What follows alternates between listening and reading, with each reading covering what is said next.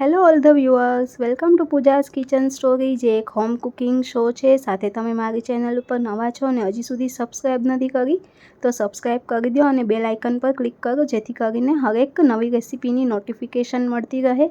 તો તમારી ઘરે જ્યારે પણ કોઈ ગેસ્ટ આવે અથવા કોઈ ફેસ્ટિવલ આવે ત્યારે ઓલવેઝ તમે કન્ફ્યુઝ રહો કે શું સ્વીટ બનાવું, તો તમારી એ પ્રોબ્લેમનું સોલ્યુશન છે મારી આજની આ રેસીપી, જે છે મલાઈદાર રબડીની રેસીપી, જે બનાવવામાં ખૂબ જ ઇઝી છે અને ઘરના બેઝિક ઇન્ગ્રીડિયન્ટ્સથી જ બની જાય છે.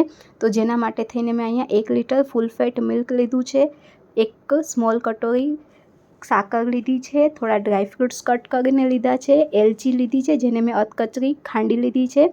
તો એક બાઉલમાં સૌથી પહેલાં હું દૂધ થોડું અલગ કરી અને એમાં જે મેં સેફ્રોનના તાંતણા લીધા છે એ થોડા એડ કરી દઈશ, જેથી કરીને સેફ્રોનનો કલર દૂધમાં આવી જાય. તો જો તમારી પાસે સેફ્રોન ન હોય તો તમે કલર માટે થઈને પિંચ ઓફ હલ્દી એડ કરી શકો છો. તો આ બેઝિક ઇન્ગ્રીડિયન્ટ્સ છે. તો સૌથી પહેલાં હવે એક હેવી બેઝની કઢાઈમાં હું 1 લીટર દૂધ જે મેં લીધું છે એ હું એમાં એડ કરી દઈશ અને ગેસને હાઈ ફ્લેમ ઉપર દૂધમાં એક બોઇલ આવે ત્યાં સુધી રાખીશ. પછી આપણે લો ટુ મીડિયમ ફ્લેમ ઉપર ગેસ કરી અને થ્રુઆઉટ કુકિંગ પ્રોસેસ દરમિયાન ગેસને લો ટુ મીડિયમ ફ્લેમ ઉપર જ રાખવાનો છે. રબડીની રેસીપી ખૂબ જ ઇઝી છે, માત્ર તમારે દૂધને કન્ટિન્યુઅસલી સ્ટર કરતા રહેવાનું છે ને એ રિડ્યુસ થઈને એકદમ ક્રીમી ટેક્સચર આવી જાય, મલાઈદાર દાણેદાર ટેક્સચર આવે ત્યાં સુધી આપણે માત્ર કૂક કરવાનું છે. તો અહીંયા જે રબડી બનાવવાની પ્રોસેસ છે બે રીતે થઈ શકે છે. એક છે લચ્છેદાર રબડી, બીજી હોય છે દાણેદાર રબડી. તો લચ્છેદાર રબડીમાં શું હોય છે કે દૂધની ઉપર જે તર જમા થતી જાય છે એ તરને આપણે ચમચથી અથવા તો ટૂથપીકથી સાઈડમાં જે કઢાઈની સરફેસ છે એમાં ચોંટાડતું રહેવાનું હોય છે. તો અહીંયા મેં જે પ્રમાણે કાંટા ચમચથી જે તર છે એને કઢાઈની સરફેસમાં સાઈડમાં આ રીતે જે મેં ચોંટાડી છે એ પ્રમાણે આપણે એને અલગ કરતું રહેવાનું હોય છે. અને એ તર જે બધી જમા થાય એને છેલ્લે આપણે દૂધમાં મિક્સ કરી દેવાનું છે, એટલે તરના જે લચ્છા બને છે. તો આ પ્રોસેસથી જે રબડી બને એ લચ્છેદાર રબડી બનતી હોય છે. બટ હું અહીંયા દાણેદાર રબડી બનાવું છું, એટલે હું જે તરના લચ્છા છે એને સાઈડમાં કલેક્ટ નથી કરતી અને દૂધમાં જ સાથે સાથે મિક્સ કરતી રહું છું. મારા ઘરમાં આ લચ્છેદાર રબડી કરતાં દાણેદાર રબડી વધારે પસંદ કરે છે. તો આ પ્રમાણે દૂધને હું કન્ટિન્યુઅસલી ચલાવતી રહું છું અને સાઈડમાં જે પણ ક્રીમ જમા થાય છે એને હું સ્પેચ્યુલાની મદદથી અગેન દૂધમાં મિક્સ કરતી રહું છું. તો બસ આ જ પ્રોસેસ આપણે થ્રુઆઉટ કરવાની છે.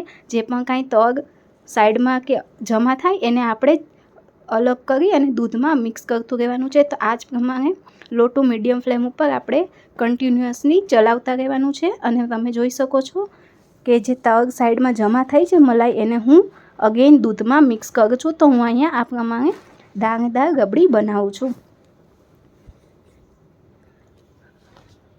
તો આ એક અલગ સ્વીટની રેસીપી છે અને બનાવવામાં ઇઝી છે. હા, ટાઈમ કન્ઝ્યુમિંગ છે, મિનિમમ તમારે અહીંથી 1 કે 1.25 કલાક જેટલો ટાઈમ લાગે છે, પણ તમે મલ્ટીટાસ્કિંગ કામ કરી શકો છો, સાથે સાથે બીજી પણ કુકિંગ પ્રોસેસ કરો એટલે રબડી ઇઝીલી બની જશે. તો અહીંયા મેં કેસરવાળું જે મિલ્ક હતું એ એડ કરી દીધું હતું અને હવે એમાં મેં ડ્રાયફ્રૂટ્સ એડ કરી દીધા છે. ડ્રાયફ્રૂટ્સને આપણે અલગથી ઘીમાં શેકવાના કે બોઇલ કરવાના એવી કોઈ જ જરૂર નથી. અહીંયા દૂધમાં તમે એડ કરી દેશો એટલે એ કૂક થઈ જશે. તો તમે જોઈ શકો છો કે સાઈડમાં જે પણ કાંઈ તર જમા થતી જાય છે હું એને એડ કરું છું ને તમે જુઓ છો કે દૂધમાં આ તર છે દાણાના ફોર્મમાં ટેક્સચર એનું આવી ગયું છે. તો આપણી રબડી કૂક થવાનું સ્ટાર્ટ થઈ ગયું છે. હજી ફર્ધર આપણે એને 20 મિનિટ જેટલું કૂક કરશું. હવે આ ટાઈમે હું સાકર જે મેં લીધી છે એ એડ કરી દઈશ. તો મેં 70 ગ્રામ જેટલી સાકર લીધી છે, બટ મેં બધી સાકર એડ નથી કરી. તમને વધારે ગળ્યું પસંદ હોય તો વધારે એડ કરી શકો છો. અહીંયા હું એલચી પાવડર પહેલાં એડ કરવાનું ભૂલી ગઈ હતી. તમે જ્યારે ડ્રાયફ્રૂટ્સ એડ કરો ત્યારે જ એડ કરી દેવાની છે એલચી પાવડર, એટલે મેં અત્યારે એડ કર્યું છે. તમે પહેલાં જ એડ કરી દેજો. તો તમે જોઈ શકો છો કે આપણું દૂધ ખાસું ઘટ થઈ ગયું છે અને રબડીના ટેક્સચરમાં આવી ગયું છે. તો ઓલમોસ્ટ અહીંયા મને 1.25 કલાક જેટલો ટાઈમ લાગ્યો છે આ રબડીને કૂક કરતાં. તો આપણી આ રબડી જે છે એ કૂક થઈ ગઈ છે. એનું ખૂબ જ ફાઇન ટેક્સચર આવી ગયું છે. ખૂબ જ મલાઈદાર આપણી આ રબડી તૈયાર છે. તો હવે આપણે એને એક પેનમાં અલગ બાઉલમાં કાઢીને ઠંડી થવા દેશું એટલે એ સેટ થઈ જશે. તો તમે અહીંયા જોયું કે કુકિંગ પ્રોસેસ ખૂબ જ ઇઝી છે. માત્ર લો ટુ મીડિયમ ફ્લેમ ઉપર દૂધને રિડ્યુસ કરી અને ઘટ્ટ મલાઈદાર થાય ત્યાં સુધી કૂક કરવાનું છે. અને મીનવાઇલ એમાં ડ્રાયફ્રૂટ્સ ને બધા એલચી પાવડર ને બધું એડ કરી દેવાનું છે. તો આપણે આ રબડી તૈયાર છે. તો હવે એને સેટ થવા દઈશ. તો તમે જોઈ શકો છો કે રબડી સેટ થઈ ગઈ છે અને ખૂબ જ દાણેદાર અને મલાઈદાર ટેક્સચર એનું આવી ગયું છે અને ખૂબ જ ફાઇન